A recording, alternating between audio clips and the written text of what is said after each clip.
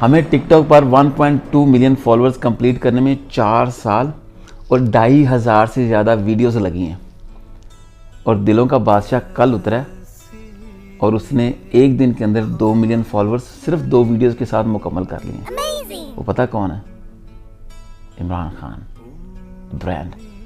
बताने का मतलब है कि जब आपकी एक स्ट्रगल होती है ना, अल्लाह ताला आपकी स्ट्रगल का बदला आपको देता ज़रूर है किसी भी शक्ल के अंदर। उसने किसी को कहा नहीं होगा फॉलो करने के लिए, लेकिन जिस स्पीड से लोग फॉलो कर रहे हैं ये इश्क होता है। असल में लोग अक्सर कहते हैं कि इमरान खान या पीटीआई पार्टी नहीं मानते। वो वाकई पार्टी नहीं है, वो एक फिनोमेना है, एक तूफ़ान है। और तूफ़ान जब आता है ना तो आपने गौर किया होगा गंद सारा एक साइड पे हो जाता है। तो एग्जैक्टली वो पार्टी नहीं है, वो एक तूफ़ान है।